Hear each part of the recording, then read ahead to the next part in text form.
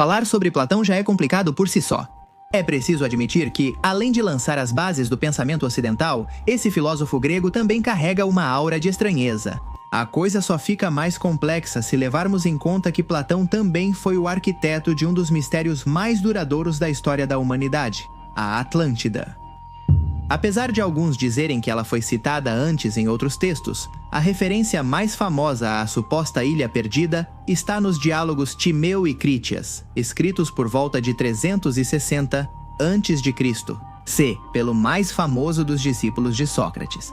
Nesses diálogos, Platão coloca na boca de seus personagens uma conversa aparentemente acadêmica, mas com consequências inesperadas. Crítias conta que seu ancestral Solon viajou séculos antes ao Egito, terra das grandes pirâmides e deuses com cabeça de animal. Lá, os sacerdotes do templo de Neit, na cidade de Sais, teriam revelado a ele um segredo cuidadosamente guardado em seus arquivos milenares. Há mais de 9.000 anos além das colunas de Hércules, existia uma ilha descomunal. Terra fértil, rica em recursos naturais e habitada por seres poderosos e sofisticados, que teriam alcançado uma evolução além do imaginado pelos povos daquela época. Mas não vamos nos adiantar. Desde o início, o mundo se dividiu em dois. Para alguns, a história ilustrava brilhantemente como Platão usava narrativas para suas ideias filosóficas. A Atlântida, pensavam, era um aviso em forma de alegoria. Para outros, o relato escondido sempre ocultou outra coisa. Uma memória talvez distorcida de uma catástrofe real, ou a evidência de que a história, tal como a conhecemos, é uma fraude. Não ajudou a acalmar os ânimos do debate o fato de que o que Platão contou sobre a Atlântida tenha ficado sugestivamente inconcluso. Será que parte essencial desses escritos se perdeu? Será que ainda há algo oculto nessa história? Essas perguntas são só a ponta do iceberg. De qualquer forma, o que começou como uma anedota filosófica em uma conversa entre sofistas se transformou em um dos maiores mistérios arqueológicos não resolvidos da humanidade. Como era a Atlântida, segundo relatos? Com quais civilizações ela poderia ser confundida? Alguns historiadores questionam sua existência e onde estariam seus restos. Como ela foi ligada ao Triângulo das Bermudas? Quem foram os espiritualistas que a mencionaram em seus trabalhos e com quais propósitos? Para responder a essas e outras perguntas, vamos embarcar nesta aventura em que exploraremos o que há de mais enigmático na Atlântida. Antes de começar, aviso que este tema é bem amplo. Então decidimos abordar assim o mais importante: diferentes teorias, diferentes questões que foram sendo discutidas. Tentamos abranger o máximo possível, mas será que poderíamos fazer um vídeo de 5 horas sobre Atlântida? Com certeza! Se vocês curtem esse tipo de vídeo, comentem especiais e continuaremos fazendo esses especiais que saem todo domingo. Se vocês não viram, temos um monte já postados aqui nesse canal. Se curtem criptozoologia e mistérios, confiram o canal, pois já há muitos especiais publicados. E também convido vocês a sugerirem o especial que vocês quiserem, vamos ler todos os comentários de vocês aqui embaixo. Quero contar para vocês, além disso, que ativamos as novas assinaturas para o canal. Agora temos apenas um nível e com essa assinatura. Seu nome aparecerá no final dos vídeos como agradecimento por apoiar o canal. E além disso, vocês vão ter acesso antecipado aos vídeos, talvez de 24, 48, 72 horas, e vão ter um vídeo exclusivo por mês. Isso eu estou prometendo agora e não sei se vou conseguir cumprir, mas todo o resto sim. Sobre o vídeo exclusivo, tudo bem, vamos ver, mas provavelmente sim, e é bem barato. A assinatura serve como símbolo de apoio ao canal e para continuarmos. Esses vídeos de 1 hora que não muitos fazem no YouTube são difíceis de encontrar e é isso. Acho que tentamos colocar muita qualidade, muita pesquisa, e acredito que vocês gostam, então gostaríamos de continuar. Não vou enrolar mais vocês, vamos começar.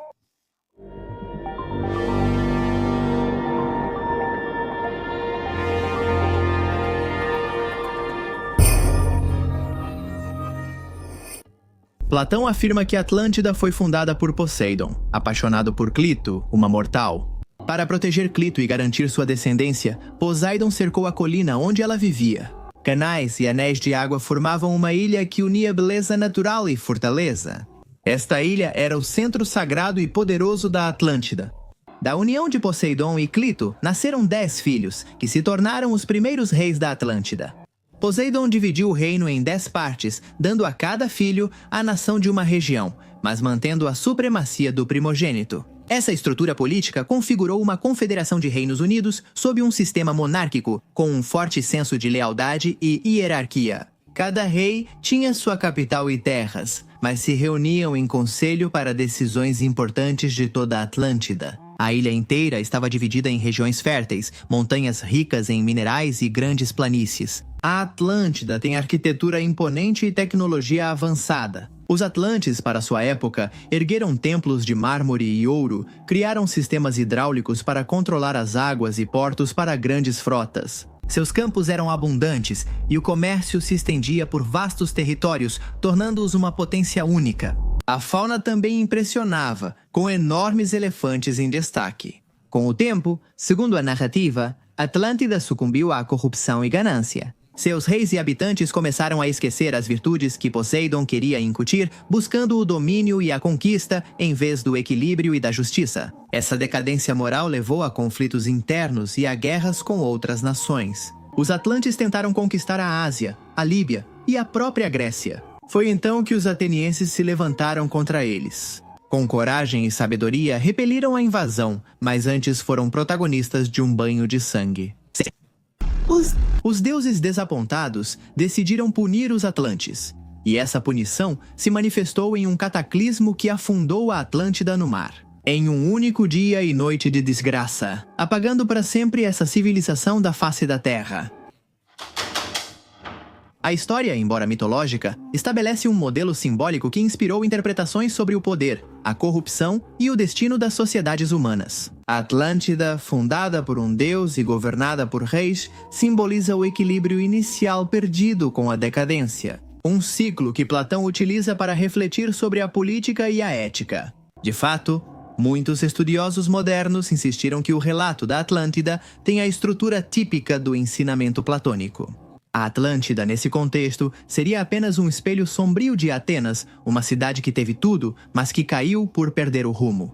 No entanto, se nos contentássemos em entender a Atlântida como uma alegoria, o vídeo terminaria aqui, mas a aventura está apenas começando.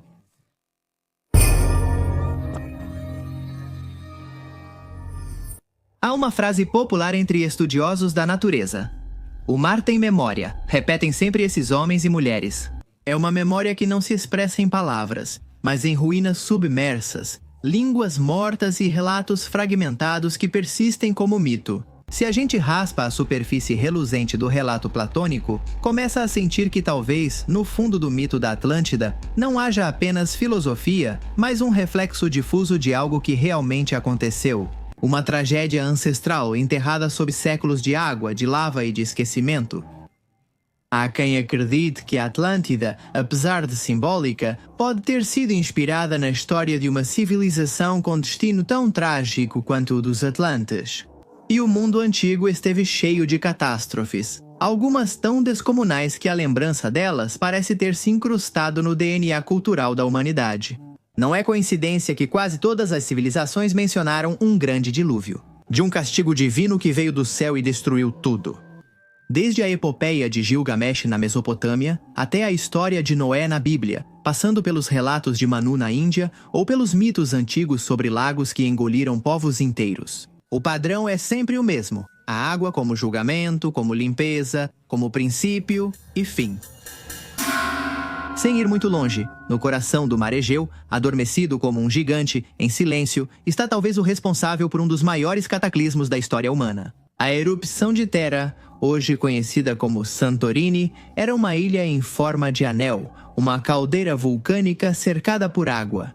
Lá, há cerca de 3.600 anos, aconteceu o que todos temiam. O vulcão explodiu, fazendo a terra tremer e cobrindo tudo de cinzas. Não foi uma erupção comum, foi uma das mais violentas da história geológica. A explosão desintegrou boa parte da ilha, gerou um tsunami de vários metros de altura que devastou as costas de Creta e escureceu os céus por semanas. Essas consequências, conforme reconstruído depois, foram vistas de vários pontos do mapa. Assim, os efeitos foram globais. A atmosfera mudou e as colheitas de quilômetros e quilômetros ao redor foram afetadas. Animais que dependiam das plantações sucumbiram, assim como famílias inteiras. A pouca visibilidade fez os navios se perderem e sumirem para sempre.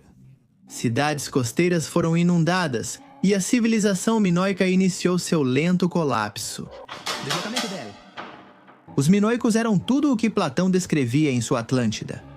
Refinados, comerciantes, engenheiros e com profundo contato com as correntes marítimas.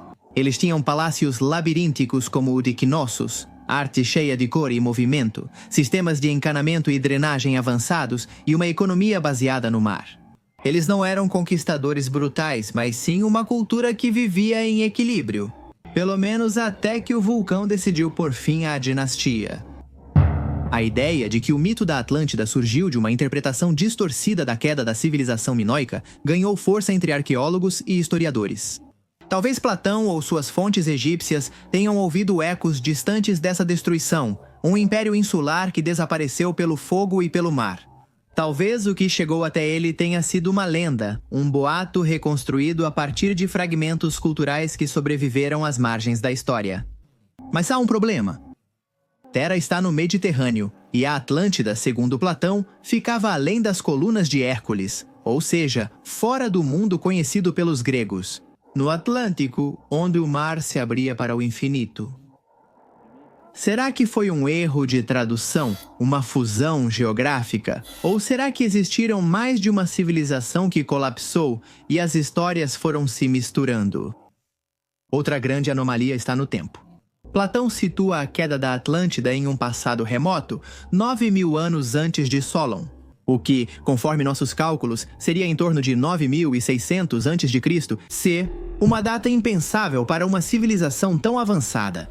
Naquela época, a humanidade mal estava saindo da era glacial e não existia escrita, nem cidades, nem metais. Éramos caçadores-coletores, vivendo em cavernas ou cabanas de barro e deixando nossa marca em pinturas. No entanto, também é justo lembrar que costumam aparecer fissuras na cronologia oficial. Lugares como Göbekli Tepe, na Turquia, mostraram que nossas ideias sobre quando a civilização começou podem estar erradas. Lá, em uma colina esquecida por milênios, erguem-se estruturas megalíticas que desafiam todo o conhecimento. Estruturas que ainda geram debates sobre quem as construiu e por quê. Também existem as ruínas submersas de cidades como Pablo Petri, em frente às costas da Grécia, consideradas as mais antigas conhecidas no mundo. Ou as antigas estruturas de Yonaguni, no Japão, que alguns atribuem a uma civilização submersa por mudanças geológicas. E se houve civilizações anteriores ao que conhecemos? E se o relato de Platão não está tão equivocado quanto parece? O problema, claro, é que a história não se constrói com hipóteses, mas sim com provas. E até agora, não há vestígios da Atlântida. Não há ruínas submersas com inscrições, nem colunas, nem templos dedicados a Poseidon, nem tabuletas com nomes de reis. Só existem coincidências. Coincidências mais do que chamativas, mas ainda assim coincidências. Ainda assim, para muitos pesquisadores, algo aconteceu. Talvez não com a grandiosidade da Atlântida, mas com impacto suficiente para marcar a memória e a cultura humana. Pode então tudo isso ser resultado de uma ou várias catástrofes antigas que apagaram povos inteiros e cuja história foi distorcida ao passar de boca em boca e de século em século? Nessa mesma linha, há quem aponte um evento em particular como o desencadeador de todos os cataclismos.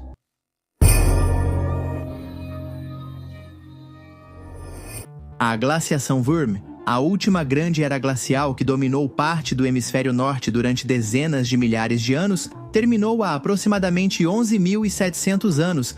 Esse período marcou uma das transições climáticas mais abruptas e significativas da história recente da Terra. A teoria que relaciona o afundamento da Atlântida a esse evento climático sugere que o derretimento do gelo liberou muita água doce, provocando mudanças geológicas e climáticas que causaram o desaparecimento de uma grande terra, originando a lenda da Atlântida. Segundo essa hipótese, Atlântida seria uma ilha ou continente no Atlântico cuja existência foi ameaçada pelo aumento acelerado do nível do mar, provocado pelo derretimento das enormes camadas de gelo que cobriam o planeta. O derretimento massivo elevou o nível dos oceanos e pode ter causado tsunamis gigantes, afundamentos súbitos e movimentos tectônicos acelerados. Os efeitos desse cataclismo climático podem ter sido tão devastadores que inundaram amplas zonas costeiras e submergiram assentamentos humanos, apagando evidências físicas. A coincidência temporal do fim da glaciação Würm com o suposto período em que a Atlântida desapareceu reforça a plausibilidade de que um evento natural de tal magnitude tenha sido a origem do mito. Ao usar dados paleoclimáticos e geológicos, essa abordagem liga o mito da Atlântida aos processos naturais que moldaram a Terra, lembrando-nos de que a história da humanidade está intimamente ligada à dinâmica do nosso planeta, e que, a qualquer momento, o equilíbrio pode ser rompido de maneira inesperada. De um jeito ou de outro, a ideia de uma enorme civilização não parou nessas incógnitas. O tempo passou e seu impacto, longe de diminuir, só fez aumentar, chegando até a tentar os próprios nazistas. Ao longo dos séculos, o nome Atlântida sobreviveu como uma centelha prestes a se apagar, mas sempre ardente. Como todo fogo quase apagado, só precisava de oxigênio para reacender, que veio com o Renascimento. Quando a Europa começou a redescobrir os textos clássicos, Platão voltou a circular, e com ele, o relato da Atlântida. De repente, a ideia de uma civilização super avançada e destruída virou uma história atraente, merecendo cada vez mais destaque. No século XIX, o mito ganhou nova forma. Isso só ocorreu por causa de um homem que não era filósofo nem historiador, e sim político e escritor amador. Ignatius Donnelly era um congressista nos Estados Unidos, um populista com vocação de profeta. Em 1882, ele publicou um livro que se tornaria a Bíblia moderna do mito, Atlante Atlantis, o mundo antediluviano. Lá, com intuição, escolhas forçadas de dados arqueológicos e um pouco de fantasia. Donnelly afirmou que a Atlântida não só existiu, como também foi a mãe de todas as civilizações antigas conhecidas. Egito, Suméria, cultura olmeca, mitologia escandinava e escrituras hindus. Tudo, dizia Donnelly, tinha sua origem na Atlântida. Seus argumentos eram frágeis, mas surpreendiam mais do que convenciam pela lógica. Em uma época em que o darwinismo começava a tirar da humanidade seu protagonismo sagrado, Atlântida parecia um consolo, uma história que nos levava ao centro do mundo. Mas Donnelly não foi o único. Seu livro inspirou uma geração de ocultistas, místicos e arqueólogos autodidatas que viam na Atlântida algo mais do que um continente e a tomaram como um símbolo da origem perdida da humanidade. Foi nesse caldo de cultura que a Atlântida começou a se misturar com ideias raciais, religiosas e esotéricas. Começou a aparecer em tratados de teosofia, em sessões de espiritismo, em romances de aventura, em palestras pseudocientíficas e panfletos que hoje seriam chamados de conspiracionistas. Foi uma verdadeira febre que daria a todo esse assunto novos matizes e nuances que sobreviveriam até os dias de hoje. Ali mesmo, nesse terreno fértil e escorregadio, o mito foi se deformando ao gosto do freguês. A Atlântida podia ser o que se quisesse. Era uma espécie de vazio que podia ser preenchido com qualquer tipo de especulação. Diversas teorias surgiam facilmente.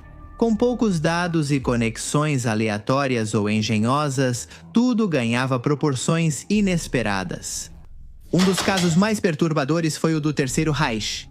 Heinrich Himmler, arquiteto do aparato ocultista nazista, estava convencido de que os arianos descendiam de uma antiga raça atlante. Segundo ele, Atlântida era uma civilização pura, espiritual e avançada, destruída ao ter contato com povos inferiores. Baseado nessa mitologia distorcida, ele organizou expedições ao Tibete, aos Andes e ao Ártico, buscando provas dessa suposta raça perdida. O mito novamente virava ferramenta política e desculpa ideológica, sustentado por uma arqueologia baseada mais em intuições do que em estudos concretos. Mas nem tudo foi dominado pelos totalitarismos. Como dissemos, o esoterismo encontrou na Atlântida uma forma muito peculiar de expressar suas ideias. E revelações proibidas. Houve um momento no final do século XIX e início do século XX em que o mito da Atlântida deixou de pertencer à história e passou a fazer parte de outras doutrinas. Em ascensão, foi então que os arqueólogos deixaram de ser os únicos a procurá-la. Também o fizeram os médiuns, os místicos, os profetas e os autoproclamados iluminados. Segundo eles, não encontraram um continente perdido, mas um segredo oculto nas profundezas do espírito humano. Helena Petrovna Blavatsky, fundadora da Sociedade Teosófica e nascida na Rússia em 1831, foi a figura mais decisiva nessa apropriação do mito. Blavatsky afirmava ter viajado pelo Egito, Tibete e Índia e ter recebido ensinamentos de mestres ascendidos. Entidades superiores que lhe transmitiram verdades ocultas sobre a origem e o destino da humanidade. Em suas principais obras, Isis Sem Véu e a Doutrina Secreta, ela criou uma cosmogonia onde a Atlântida era central. Segundo Blavatsky, a quarta raça raiz, dizia ela, foi a Atlante.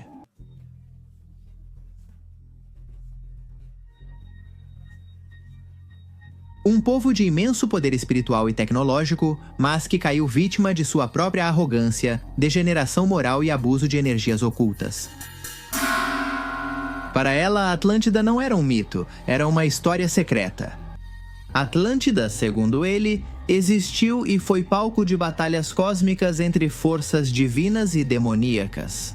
Seus habitantes, híbridos de deuses e humanos, eram magos, cientistas e guerreiros. Alguns usaram seus dons para o bem, outros para controlar e destruir. Segundo seus textos, o cataclismo da civilização foi tanto natural quanto kármico. Os Atlantes haviam usado mal seus poderes psíquicos e foram vítimas de uma limpeza cósmica que foi necessária para restaurar o equilíbrio. Essas ideias impactaram fortemente Annie Besant e Rudolf Steiner, que criaram versões próprias da teosofia e do esoterismo ocidental. Steiner, fundador da antroposofia, afirmava que os Atlantes eram telepatas que não falavam com palavras, mas sim com imagens mentais, e que a matéria do seu mundo não era tão densa quanto a atual.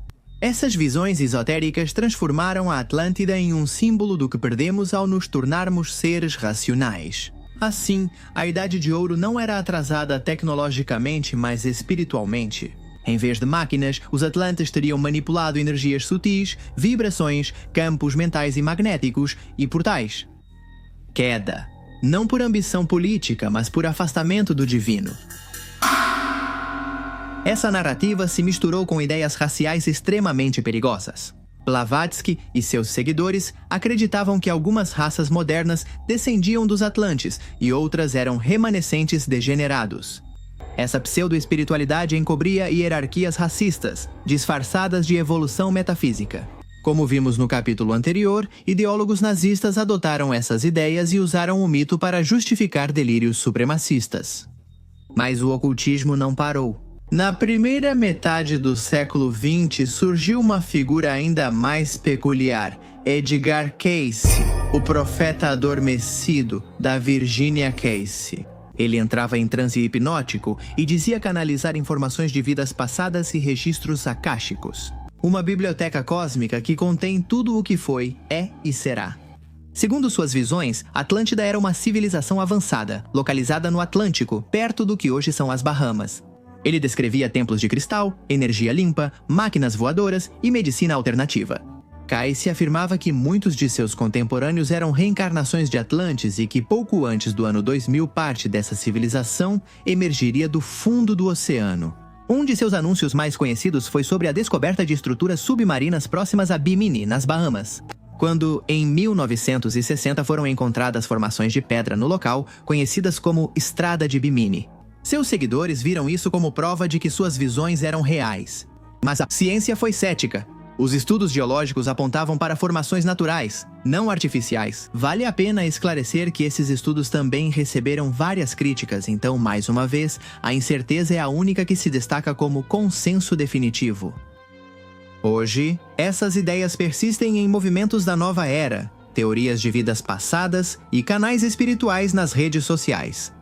Todos evocam Atlântida como uma origem luminosa e trágica, um passado glorioso que devemos lembrar para ativar nosso DNA espiritual, despertar a consciência planetária ou curar os traumas do afundamento.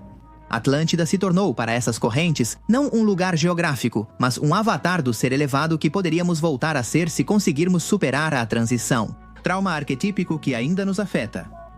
E enquanto arqueólogos exploravam fundos marinhos com sonares e geólogos analisavam pedras no Caribe, outros começaram a procurar Atlântida. Nos sonhos, nos transes e nos sussurros de entidades invisíveis. Talvez o mais interessante de tudo isso não seja se Atlântida existiu ou não, mas sim como um mito pode mudar tanto, assumir tantas formas, se encaixar em tantas agendas, sobreviver a séculos de mudanças culturais e ainda assim continuar parecendo relevante. Sem ir muito longe, Atlântida acabaria sendo conectada ao mítico Triângulo das Bermudas. E aproveitando, já fizemos um vídeo sobre o Triângulo das Bermudas aqui no canal, então, se quiserem, procurem aí, porque ele está por aí circulando. Legendado por J. Encoil. Legendado J. Encoil.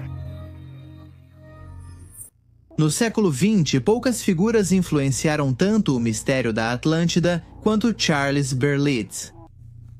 É importante, neste momento, que se quiserem saber mais sobre esse personagem peculiar, assistam ao vídeo que fizemos sobre Roswell e sobre o Triângulo das Bermudas. Ligando aos pontos, vocês vão poder ver como esse sujeito parece se repetir incansavelmente na formação de todos esses tópicos que hoje nos fascinam. Em 1974, Berlitz lançou O Mistério da Atlântida, reunindo relatos de expedições, testemunhos, mapas antigos e teorias para defender que a Atlântida existiu e estaria em diferentes áreas do Atlântico, dos Açores, as Bahamas e até a América Latina. Segundo Berlitz, a Atlântida foi uma civilização avançada que dominou tecnologias desconhecidas hoje. Segundo ele, os habitantes tinham conhecimentos sobre energia livre e máquinas voadoras, habilidades perdidas após a catástrofe que afundou a ilha. Essa ideia ressoava profundamente em um público ansioso por encontrar explicações alternativas para o progresso humano e para o mistério das civilizações antigas. Um dos pontos mais lembrados de Berlitz foi sua associação do mistério da Atlântida com o enigma do Triângulo das Bermudas. Ele propôs que os desaparecimentos inexplicáveis de navios e aviões nessa região poderiam estar ligados a restos ou energias residuais da Atlântida. Até tecnologias esquecidas ainda funcionavam sob as águas. Por acaso, Berlitz, longe de ser um pesquisador acadêmico tradicional, adotou um estilo narrativo acessível e envolvente, misturando ciência, especulação e lenda. Isso lhe trouxe admiradores fervorosos e críticas severas da comunidade científica, que o acusou de falta de rigor e de promover pseudociência. Apesar das controvérsias, Berlitz ajudou a transformar a Atlântida de um relato filosófico em um fenômeno cultural de massa. Seus livros foram traduzidos para vários idiomas, vendidos mundialmente e influenciaram programas de televisão, documentários e o turismo, nas Bahamas e nos Açores. No entanto, suas teorias também foram um claro reflexo do auge da cultura New Age e da busca pelo oculto durante a segunda metade do século XX. Berlitz soube capitalizar o clima da época, em que a fascinação pelo paranormal, pelo inexplicável e pelo esotérico atingiam seu auge.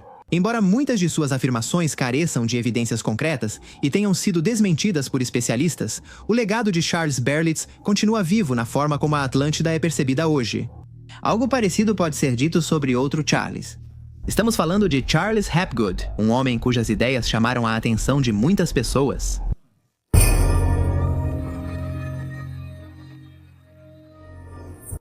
Charles Hapgood, historiador e geólogo americano do século XX, é uma figura fundamental para entender uma linha particular de pensamento sobre a Atlântida. Uma linha que mistura geologia, arqueologia alternativa e teorias pouco convencionais sobre a história da Terra. Hapgood ganhou notoriedade principalmente por sua hipótese do deslocamento da crosta terrestre, ou Earth Crust Displacement.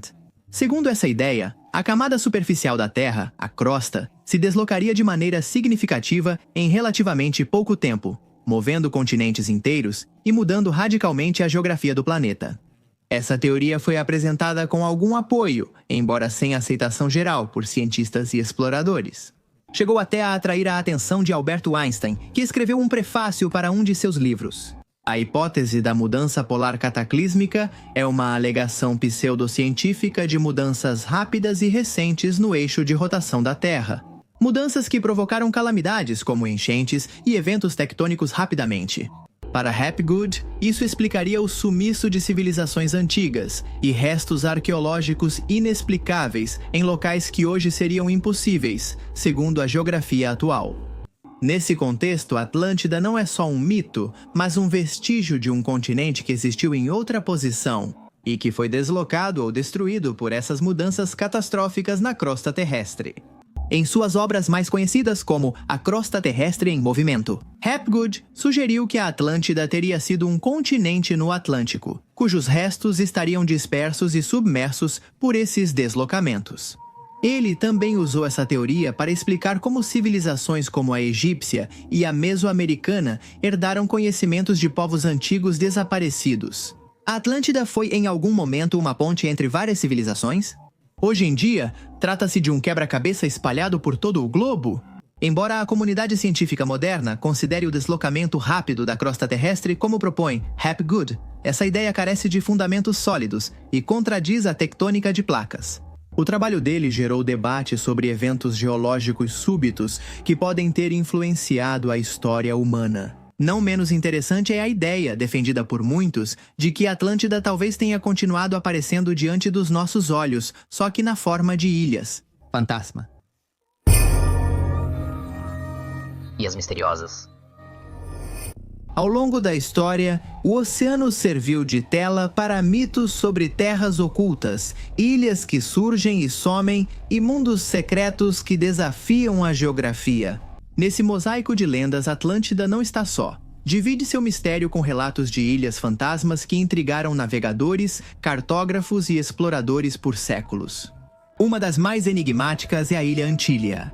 A Ilha Antília aparece em antigos mapas e relatos marítimos desde o século XVI. Descrita como uma ilha de grande tamanho localizada no Oceano Atlântico, Antília foi indicada em cartas náuticas espanholas e portuguesas como um ponto de referência para as rotas transatlânticas. No entanto, à medida que a exploração avançava e a cartografia mais precisa foi ganhando destaque, a ilha começou a ser apagada dos mapas como se nunca tivesse existido.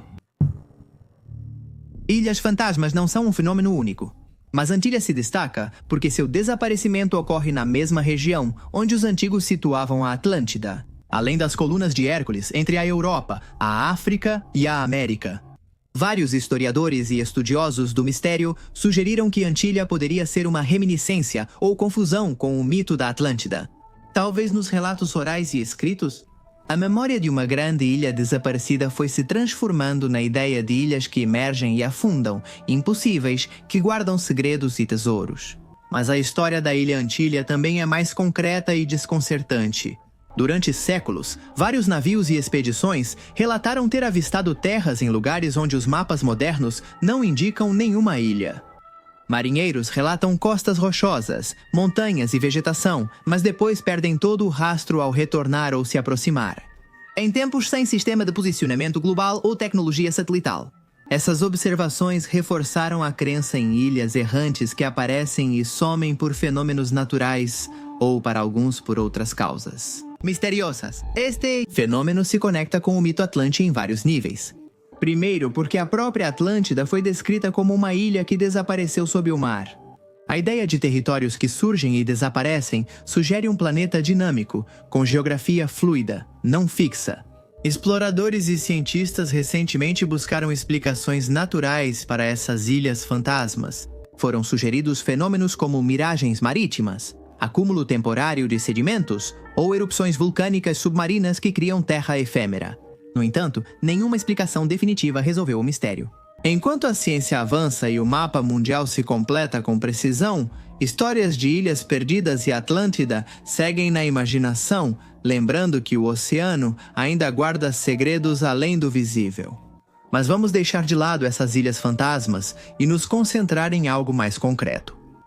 Vamos falar dessas pessoas que se dedicam a caçar sons. Ruínas submersas. Na história da Atlântida, cada expedição, cada pedra submersa, cada imagem de satélite que mostra algo simétrico demais não resolve o enigma, só o expande. Desde o século XX, enquanto o ocultismo criava uma Atlântida metafísica, outros passaram a buscá-la com diferentes métodos. Enquanto as visões e os transes eram a pedra angular para os crentes, os mais céticos se armaram com sonares, mapas e submarinos. E embora a ausência de respostas tenha reinado durante décadas, houve momentos, lugares e descobertas que fizeram até mesmo os mais racionais tremerem. Em 2001, a empresa canadense Advanced Digital Communications relatou ter detectado por sonar possíveis estruturas regulares a 600 metros de profundidade na costa de Cuba. Tratava-se de supostos muros, pirâmides e formas geométricas. A descoberta foi coberta por meios de comunicação internacionais e gerou uma tempestade de hipóteses, mas até hoje nunca houve exploração exaustiva do local. As imagens são escassas, os dados são confusos e o governo cubano manteve silêncio. Em 2005, Marc-André Gaucher, geólogo marinho do Instituto Universitário Europeu do Mar, em Lausanne, França, publicou um artigo na revista científica Géologie, no qual analisava Espartel, uma ilha submersa a oeste do Estreito de Gibraltar, e a possibilidade de que ela tenha sido destruída por um forte terremoto e um tsunami posterior há cerca de 12 mil anos. Outro local que mais fascinou foi a costa da Andaluzia, na Espanha, especialmente nas marismas de Doñana, ao sul de Cádiz. Em 2009, uma equipe liderada pelo pesquisador Richard Frodden identificou, utilizando tecnologia Light Detection and Ranging e análise de imagens de satélite, uma série de estruturas circulares submersas na lama. Frodden propôs uma teoria provocadora. Essas formações eram os restos da Atlântida, ou melhor, de uma cidade construída à sua imagem. Após sua destruição por sobreviventes que chegaram ao sul da Europa, a comunidade científica respondeu friamente.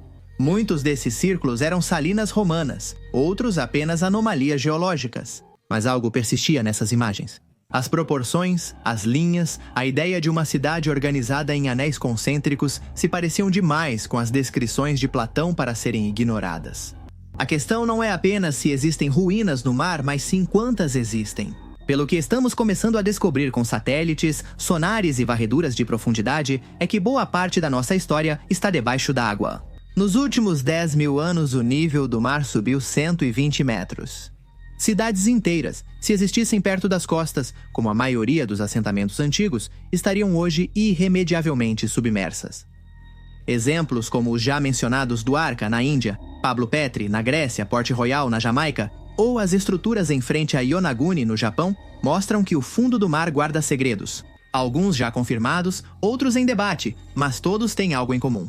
Eles mostram que a história humana é mais frágil do que parece, e que as evidências são só a ponta do iceberg. São tão poucas as certezas que até se chegou a falar da Atlântida, localizada na América do Sul, Atlântida na América do. Há séculos, o Novo Mundo é alvo de especulações sobre a localização da Atlântida, além do Atlântico tradicional. Diversos pesquisadores, escritores e entusiastas sugerem que Atlântida pode ter existido onde hoje é a América, ligando a lenda com as civilizações pré-colombianas e relatos indígenas.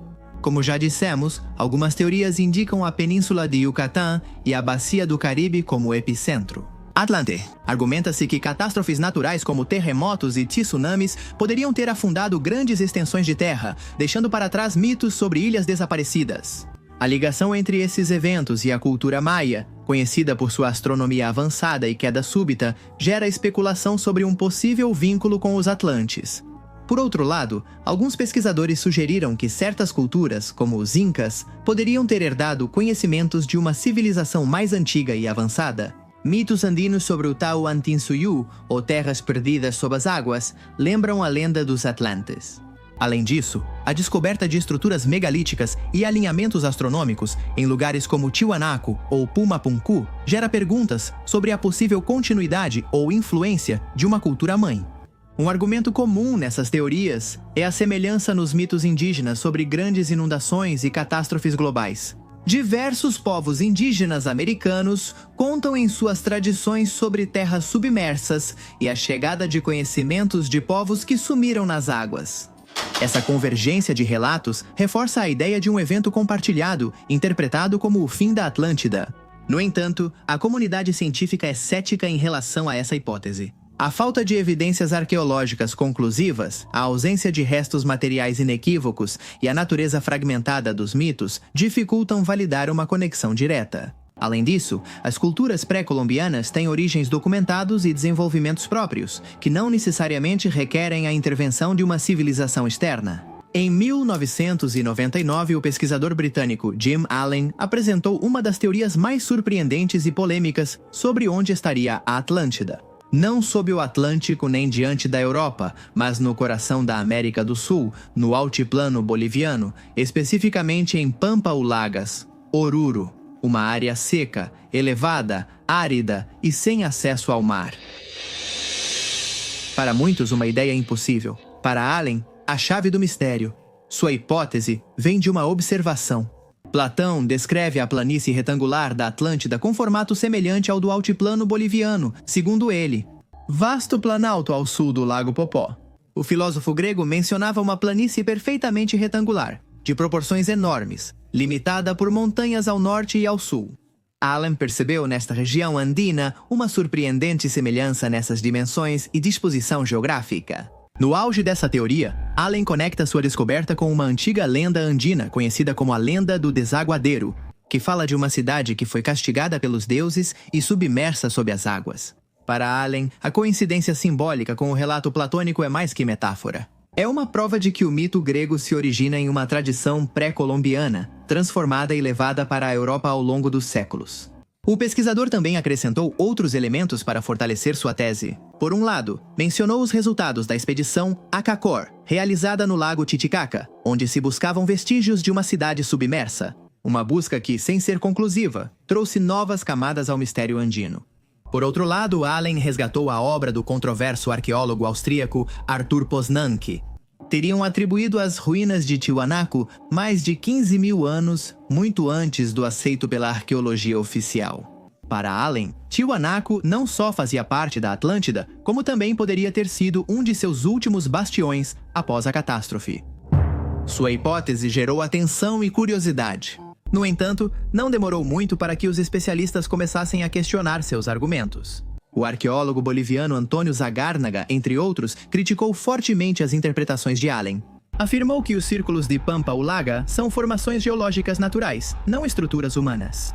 O pesquisador britânico erra ao misturar elementos de culturas e épocas distintas sem rigor metodológico, criando uma narrativa atraente, porém frágil.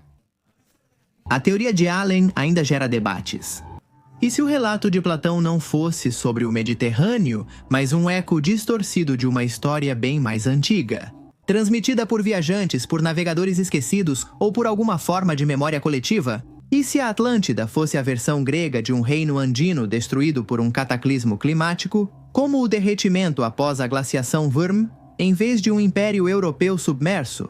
É sedutora a ideia de que, entre salares, lagoas e ventos do altiplano, possam estar escondidas marcas de uma civilização tão avançada quanto trágica, talvez. O mistério não esteja submerso no mar, mas dissolvido nas alturas, entre a rocha vulcânica e o pó, ancestral de um continente que, assim como a Atlântida, também foi ignorado e redescoberto pelos impérios do Ocidente. Teorias que localizam a Atlântida na América destacam a universalidade do mito e sua adaptação a diversos contextos culturais e geográficos. Porque quando se busca a Atlântida, raramente se encontra o que se espera, mas sempre se encontra algo, geralmente uma anomalia, uma dúvida ou uma fissura no relato oficial. Por isso não é difícil entender por que ela teve um impacto tão profundo na cultura popular.